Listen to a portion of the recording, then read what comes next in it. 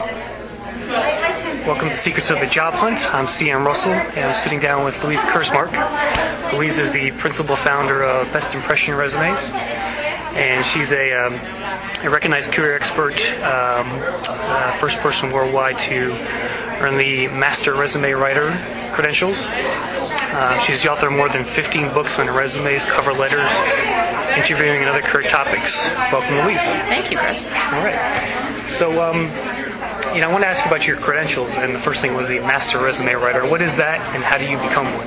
Master Resume Writer credential was launched about 4 or 5 years ago by Career Masters Institute, which is an organization that I was a founding board member for. It's a very rigorous credential. It requires you first to have an essential certification in resume writing, and then you have to prove your capabilities through a portfolio of your work and explanations of your work over the course of several months or a year to put together an extensive portfolio. And it has to be renewed every 2 years, so it's pretty rigorous. How many MRWs are there in the world right now? I would say there are about a dozen. I'm not certain of the exact number, but I know I was the first. Very nice. And how long ago was that? I think about 5 years, but I'm really not certain. The time goes by so quickly now. Very good. I want to talk a lot about resumes in this interview. Can you describe the most challenging resume project you've ever had, and what obstacles you overcame for that? That's a great question. All of them, of course, have challenges in their own way, and I would say the most challenging problem that I've had was probably a turning point in my resume writing career, working with a client who could not tell me what he wanted to be.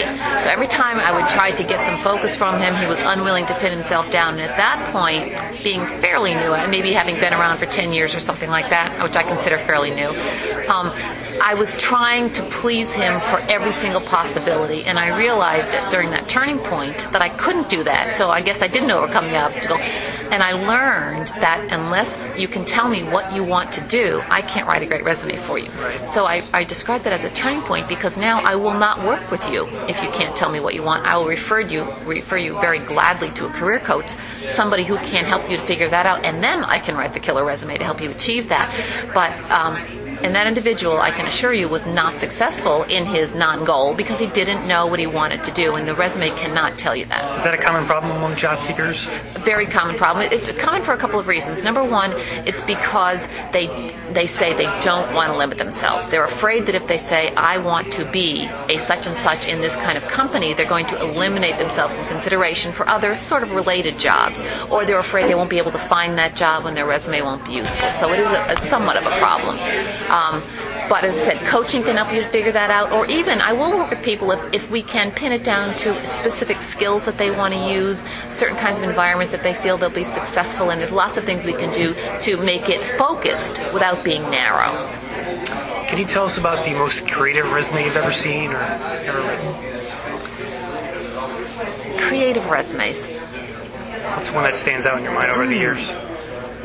I can't think of any particularly that have been creative. I look at the resume as a business document, and I think it needs to be business-like. So I do, and now I work only with senior executives, so I'm not going to do something that's wild, off-the-wall creative. I have seen some beautifully, visually creative designed resumes come in for some of the books that I've written, and I really admire that. I have heard about people doing things like, delivering a pizza box with their resume on the top, trying to get in the door that way. And I think that if you are a creative marketing type of person, that can work, certainly. And I would never tell someone not to do something if I think it could work. But in general, I think it's a business document. Instead of trying to be off-the-wall creative, try to communicate your compelling differentiators. What is it that makes you valuable in the market? Because that's what employers are looking for. They're not looking for someone who's so unusual and quirky that the person's not going to fit into a business environment, at least with the clients that I work with. Okay, good. Are there any new trends in resume writing that people should know about? Anything? I think the trend is in resume writing. Resumes have evolved into very sophisticated documents. There are a lot of great writers out there. I think the trend now is into documents that are beyond the resume. In addition to having a great resume, a lot of job seekers are doing more. They're putting together a leadership addendum. They're putting together a job proposal. They're putting together a PowerPoint resume or a one-page marketing resume, or they're looking at a variety of different ways, a special report maybe that they can market themselves with, so that they're still going with the resume, which they still need, but they're looking for for other ways to get attention, to provoke dialogue, to get the to establish interest in the people that they want to speak with. Excellent. I see one of your most recent books is on baby boomers, or for baby boomers. What would you say is the biggest mistakes that baby boomers make today in terms of job hunting? Well, there were three groups of baby boomers that we came up with in this particular book.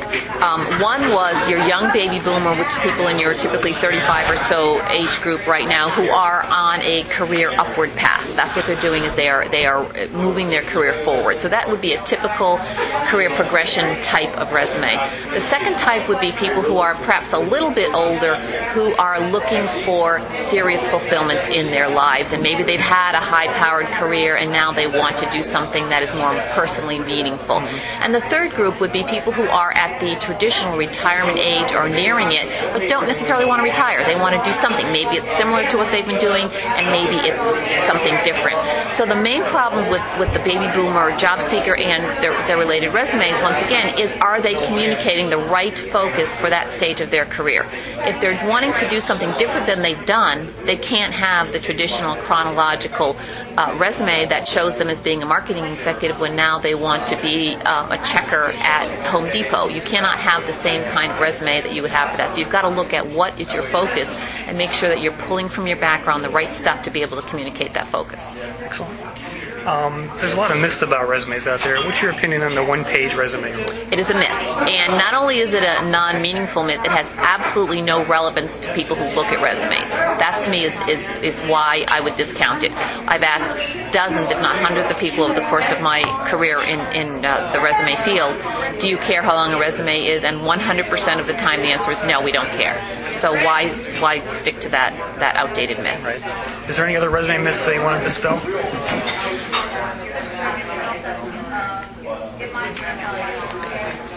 I guess another myth would be whether you should put an objective on your resume. I don't know if that's a myth. That's a tradition that does tend to be outdated. I think a summary is much more effective.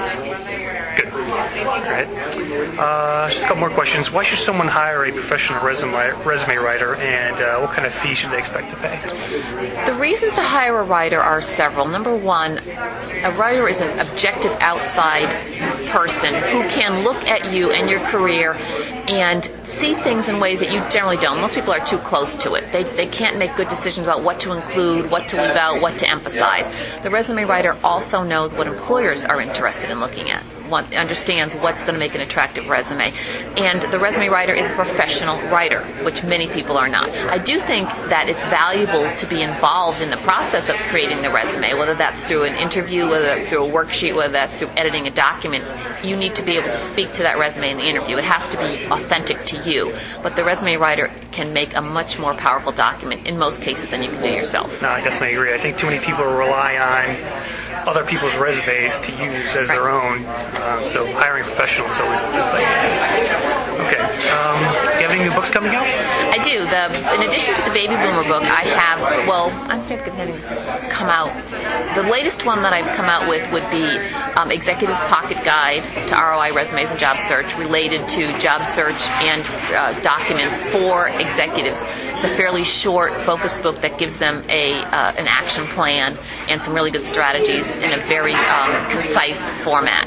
And then the executive job search for 100,000 to 1 million plus jobs is also focused on the executive market, and that one describes a lot of those beyond the resume documents that I mentioned earlier, with really good examples from some excellent writers. Excellent. So if people want to know more about you, where should they go? They should go to my website, which is yourbestimpression.com, and they can find out about me. They can see examples of my work. They can look at book titles and get some good advice articles as well. Okay, well, thanks very much, Louise. Appreciate it. Thank you. Thanks for talking to us.